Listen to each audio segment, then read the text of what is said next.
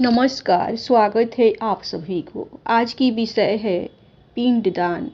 हरिद्वार गंगा स्नान की सुंदर कथा। एक समय की बात है, किसी नगर में एक सेठ सेठानी रहते थे। उनके एक बेटा और एक बेटी थी। बेटी का नाम धोधाबाई था। उन दोनों का विवाह सेठ और सेठानी ने बहुत धूमधाम से किया था। घर में खूब धन दौलत थी। एक दिन सेठ और सेठानी की मृत्यु हो गई। धोधाबाई विधवा हो चुकी थी और अपने भाई के घर में रहती थी। इस बात से उसकी भाभी बहुत नाराज रहती थी। ऐसे ही पितृ पक्ष आया तो भाई बोला, मैं पितरों के तर्पण और पिंडदान के लिए हरिद्वार जा रहा हूँ। तुम मेरे जाने के बाद मेरी बहन को बुलाकर 15 दिन तक भोजन करवा देना। जो भी सामान चाहिए मैं लाकर रख देता हूँ। पत्नी बोली कि ठीक है। सामान लाकर रखने के बाद वो हरिद्वार चला गया। उसके जाने के बाद उसकी पत्नी बोली कि मेरी बहन का नाम पौधा है और ननद का नाम धोधा है। धोधा को भोजन ना करवा कर पौधा को भोजन करवा देती हूँ। ऐसा सोचकर वो अपनी बहन को 15 दिन तक आकर भोजन करने के लिए आई। अपनी बहन को खाने के लिए कहने के बाद उसने ननद को घर से बाहर निकाल दिया और बाहर खेत में ननद और उसके बच्चों के लिए झोपड़ी डलवा दी। अपने बच्चों के साथ धोधाबाई झोपड़ी में रहने लगी। सुबह शाम वो धोधा को घर का काम करने के लिए बुला लेती थी। धोधा भाई के घर जाकर घर का सारा काम कर आती थी। धोधाबाई लकड़ी की भारी लेने रोज जाती थी। उसी से गुजरा होता था, परंतु भाभी ने काम के लिए बुलाया तो उसने लकड़ी की भारी लाना छोड़ दिया। काम के बदले में भाभी बचा खुचा खाना उसे खाने को दे देती थी। जब भी वह भाभी के घर से आती तो आटा छानने वाला कपड़ा अपने साथ ले आती थी। घर आकर उस आटे में सने कपड़े को पानी में घोलकर चूल्हे पर चढ़ाकर पकाकर बच्चों को देती और कहती कि खीर है खा लो। बच्चे वहीं खाकर सो जाते थे। ऐसे ही उसका समय बीत रहा था। एक बार भाभी ने उसे आटा छानने वाला कपड़ा ले जाते देख लिया। भाभी धोधा से बोली, बाई जी, आटा छानने का कपड़ा कहाँ ले जा रही हो? इसे यहीं छोड़कर जाया करो। धोधा ने कहा, ठीक है। उस दिन भाभी ने उसे बचा खुचा भोजन भी नहीं दिया। भाभी बोली, कल आपकी माँ का श्राद्ध है, बिना बुलाए तो आना मत। हाँ, आंगन में लगा ये पीपल का पेड़ अगर अपनी जगह से हिले तो आ जाना। यह सुनकर धोधा बेहद दुखी हुई और रोती रोती अपने घर चली गई। घर पहुंची तो बच्चे बोले, माँ भूख लगी है, कुछ खाने को दो।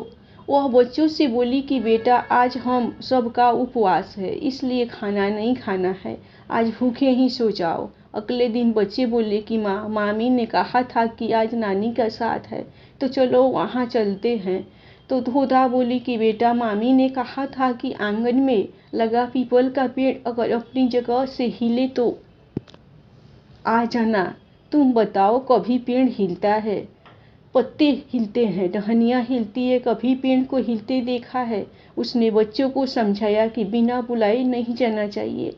शाम हुई तो उसके भतीजे आए और बोले, बुआ, माँ ने भोजन भेजा है। उसने देखा कि भोजन के नाम पर 2 सूखी रोटियों के ऊपर थोड़े से चावल रखे थे।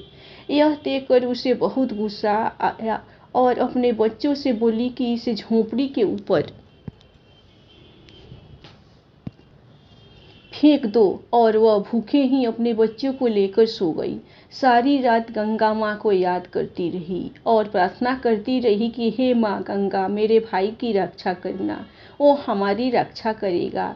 अगले दिन फिर भाभी आई और बोली, बाई जी, कल तुम्हारे पिता का श्राद्ध है, बिना बुलाए मत आना, लेकिन आंगन में लगा पीपल का पेड़ हिले तो आ जाना। अगले दिन भी वे भाभी के घर भोजन के लिए नहीं गई। शाम को फिर उसके भतीजे आए और 2 सूखी रोटी या चावल के साथ दे गए। उसने फिर वह रोटी और चावल झोपड़ी के ऊपर फिकवा दी और भूखे ही बच्चों को लेकर सो गई और सारी रात रोती रही। माँ गंगा से प्रार्थना करती रही कि हे माँ गंगा, मेरी भाई की रक्षा करना, वह हमारी रक्षा करेगा। इस तरह बीत पक्ष के 15 दिन बीत गए। उसका भाई वापस आया तो उसने देखा उसके घर के आंगन में कीचड़ ही कीचड़ भरा हुआ है। उसने अपनी पत्नी से पूछा कि इतना कीचड़ क्यों है, मेरी बहन और भांजे कहाँ हैं? तो उसकी पत्नी बोली कि साल के पूरे 16 दिनों तक मैंने तुम्हारी बहन और भांजों के पैर कच्चे दूध से धोए हैं, इसलिए यहाँ कीचड़ हो रहा कीचड़ है। तुम्हारे पीछे से मैंने उनकी खूब सेवा की, खीर पूरी खिलाई, फिर भी वो मुझसे नाराज होकर खेत में झोंपड़ी डालकर रह रही है। भाई खेत पर पहुंचा तो वह देखता क्या है कि वहां कोई झोंपड़ी नहीं थी। वहां एक आलीशान महल बना हुआ था जिसके आंगन में उसके भतीजे खेल रहे थे। उसने जाकर अपनी बहन से कहा कि बहन, ये सब क्या है? तब उसने अपने भाई को सारी बात बताई और बोली, भाई, जो तुम्हारे आंगन में कीचड़ है वो कच्चे दूध से नहीं बल्कि भाभी के व्यवहार से, जो मैं दिन रात रोती थी, उन आंसुओं के पानी से हुआ कीचड़ है।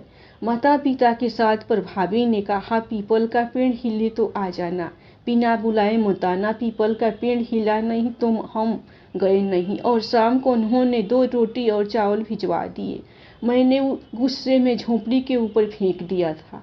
माता पिता की आशीर्वाद तुम्हारे साथ और गंगा मैया की कृपा से ये सूखी रोटियां सोने में और चावल हीरे मोतियों में बदल गए, जिसके प्रभाव से ये सब हुआ है। भाई ने अपनी बहन से अपनी पत्नी की गलती की माफी मांगी। भाई ने धोधाबाई से घर लौट कर चलने को कहा तो धोधा बोली, भाई, गंगा मैया ने तुम्हारी रक्षा की, तुम हमारी रक्षा करोगे, लेकिन अब हम यहीं रहेंगे। यह सुनकर भाई ने अपने माता पिता को याद किया और बोला, मेरे पितरों ने जैसे मेरी बहन और भांजों की रक्षा की, उनके दुख काटे, वैसे सबके काटना, सबकी रक्षा करना। कहानी को कहने वाले, सुनने वाले और हुंकार भरने वाले सब पर कृपा करना। बोलो पितर देव जी की जय हो। धन्यवाद। कहानी आप लोगों को पसंद आए तो आप लोग पिंडदान, हरिद्वार गंगा स्नान की कथा भगवान के नाम पर और पितरों के नाम पर लाइक सब्सक्राइब जरूर कीजिए।